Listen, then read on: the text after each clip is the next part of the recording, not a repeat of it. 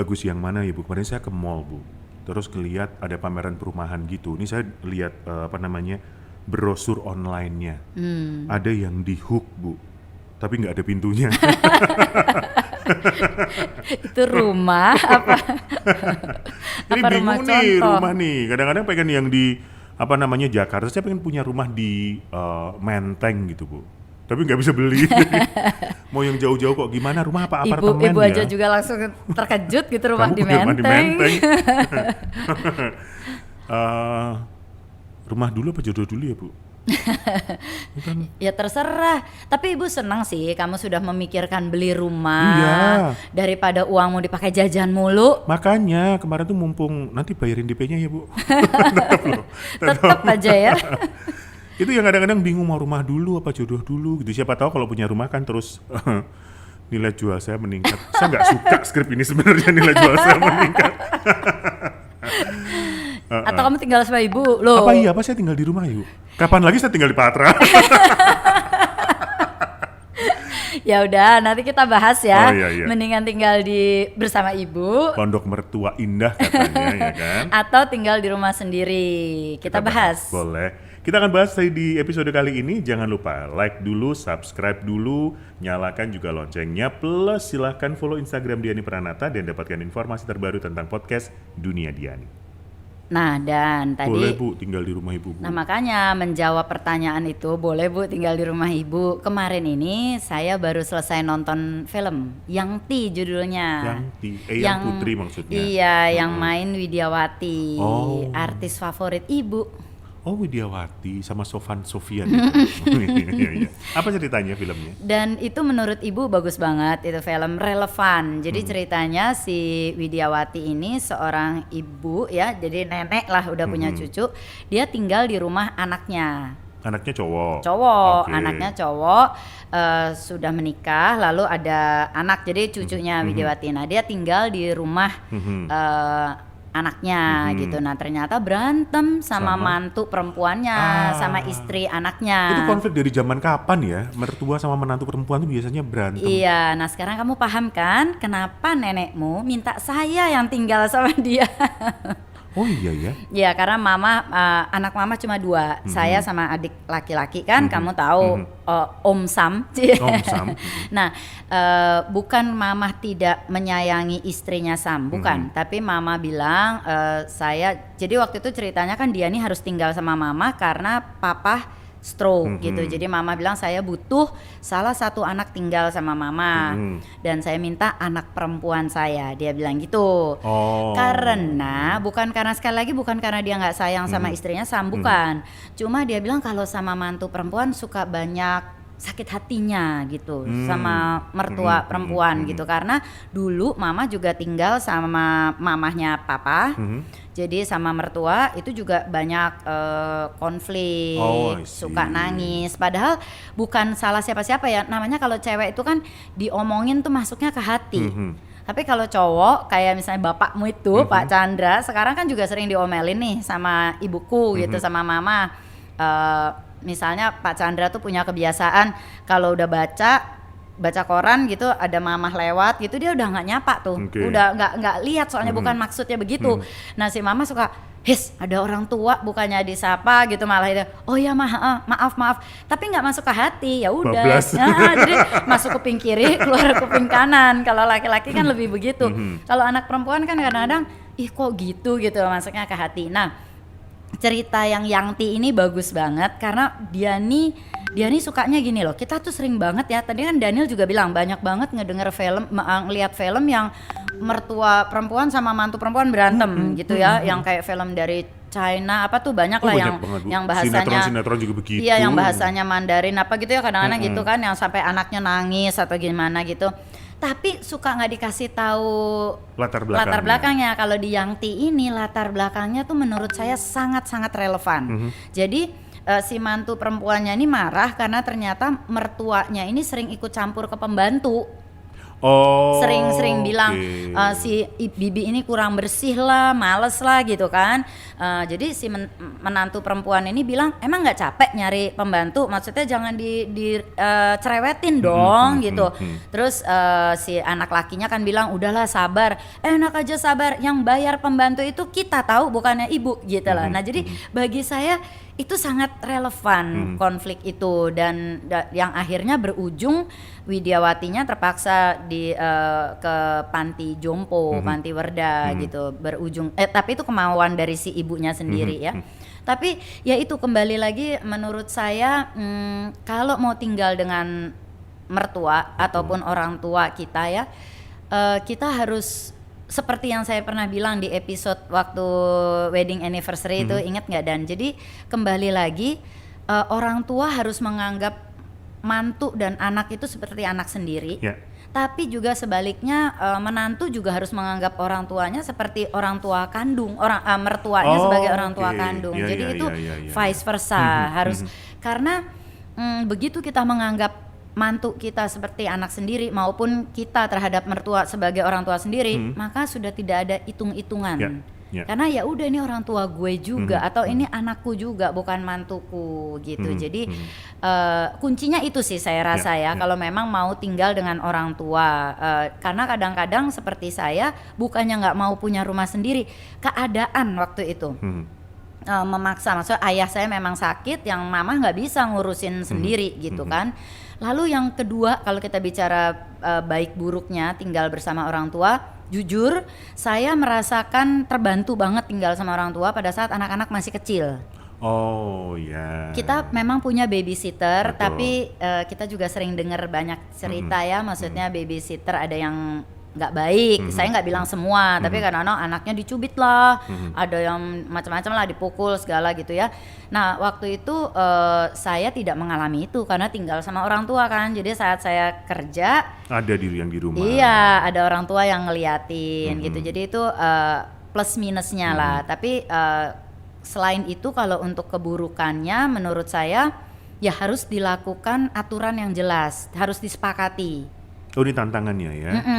Kayak saya sama mama, waktu mama bilang Dian saya mau kamu yang tinggal sama mama, kami langsung buat aturan gini, Ma kalau nanti saya dan Chandra ngelarang anak, ada sesuatu yang kami larang, jangan mama dan papa bolehin.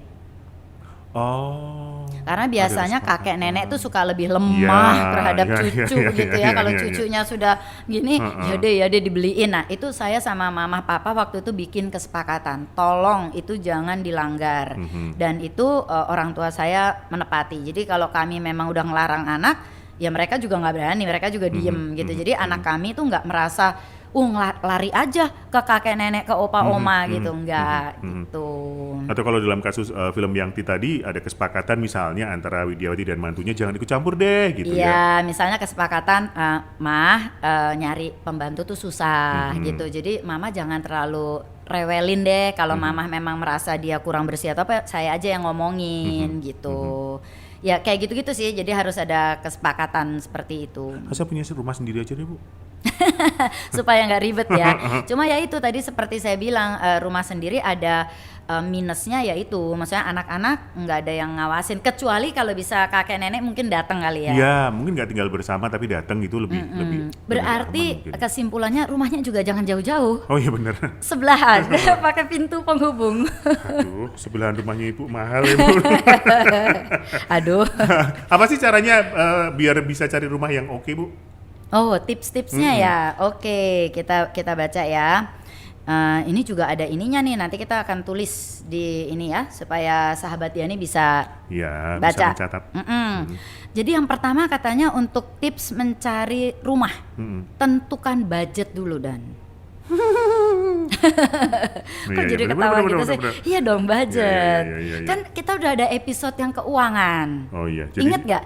6 manijar, 6 pundi keuangan. Nah, ini kalau beli rumah itu termasuk di investasi. Bukan, long term safe spending. Oh. Lah kamu itu gimana? Kan rumah itu belum tentu investasi Dan. Oh, iya. Ingat gak? Kalau investasi, kalau rumahnya bisa menghasilkan uang buat kamu. Saya kos-kosin nanti Bu rumahnya.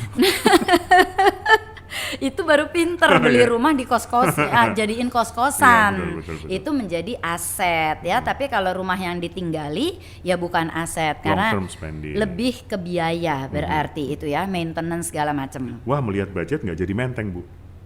Geser deh, maja apa? Ibu aja juga melihat budget belum bisa menteng.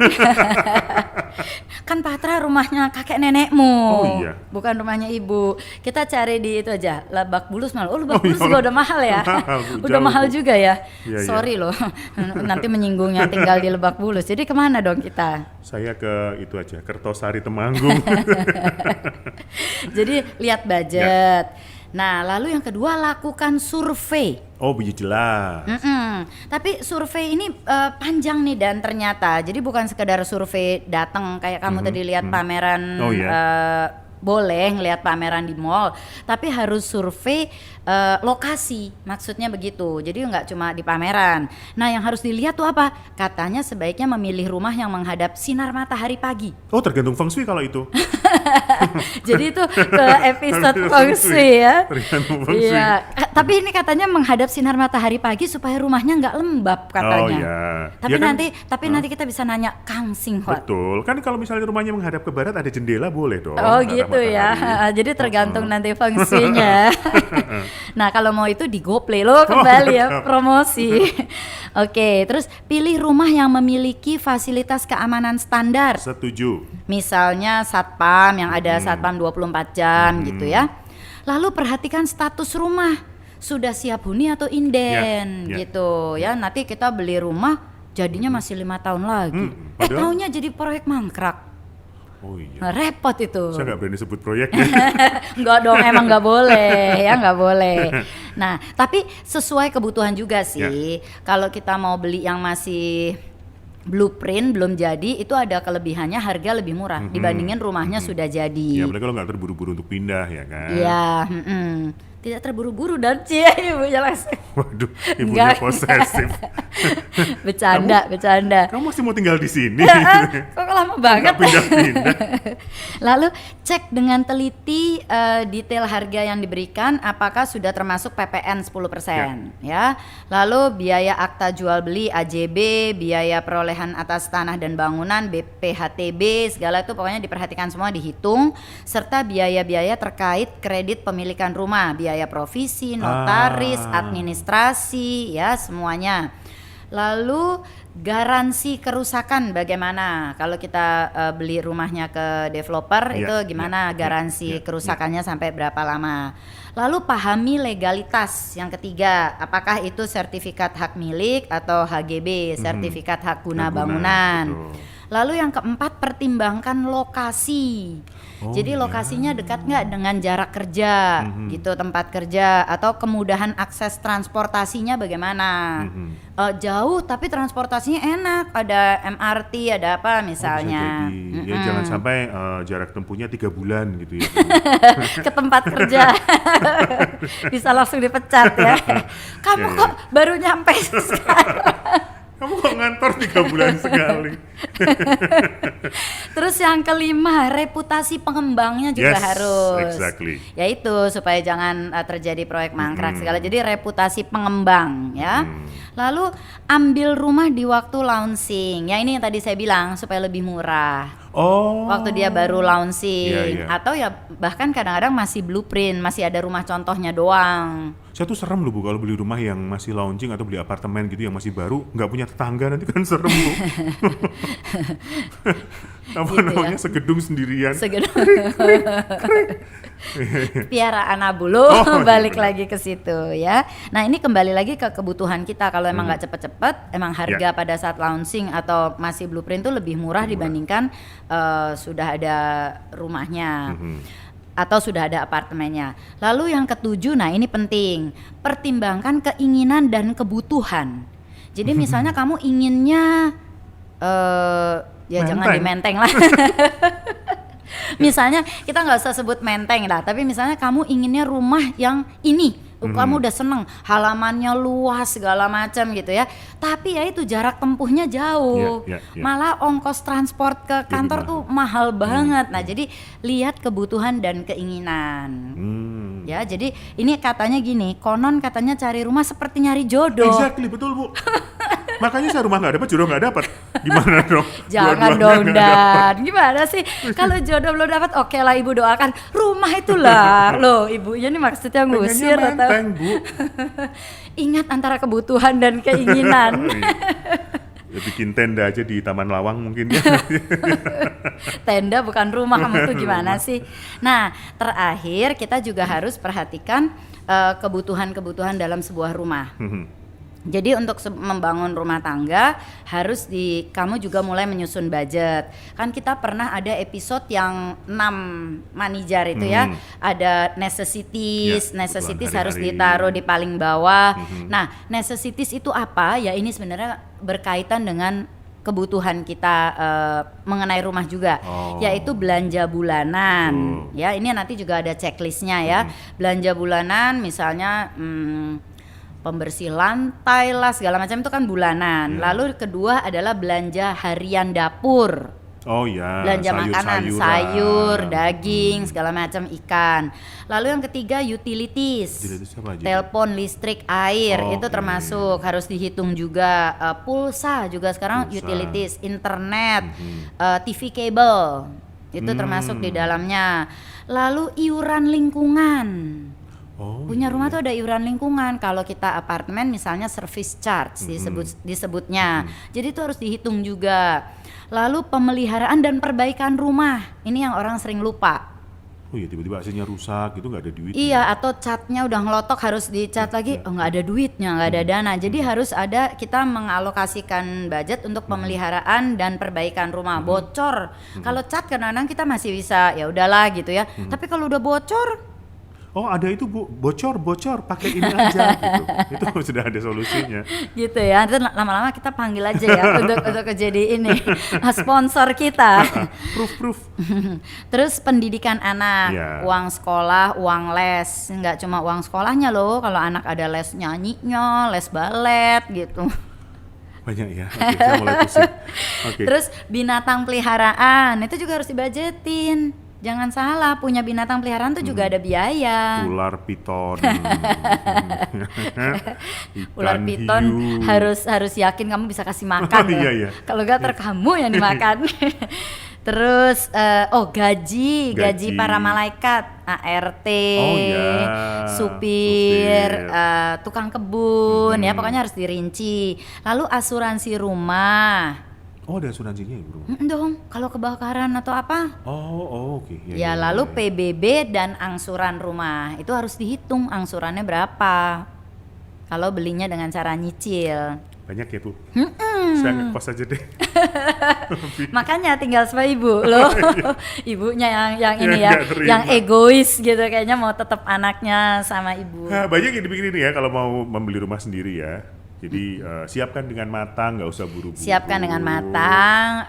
Kalau toh memang perlu tinggal dengan orang tua karena ada alasan-alasan itu, pikirkan dengan baik. Tetapkan aturan-aturan yang jelas dengan orang tua. Kalau toh memang mau tinggal sendiri, beli rumah sendiri, ya itu tadi. Diperhatikan budget yang harus dialokasikan tuh berapa. Oke. Sudah Bu. Iya. Saya mau beli Mau kos-kosan. pitching lagi rumah. Ibu juga deh mau beli untuk dijadiin kos-kosan. Oh iya benar. Menteng Bu. Sahabat Yani, terima kasih telah menyaksikan podcast kami. Kalau kamu suka acara-acara kami, nonton terus ya. Dan jangan lupa di subscribe. Yes, jangan lupa subscribe di channel ini. Kemudian jangan lupa like juga. Dan share juga boleh ya. Dan tentu saja silakan follow Instagram Diani Pranata untuk mendapatkan informasi terbaru, update terbaru tentang dunia Diani. Terima kasih kepada sponsor kami, Studio Dreamers.id berkolaborasi dengan Hub Life. Kita cari rumah lagi ya. Ya, yuk.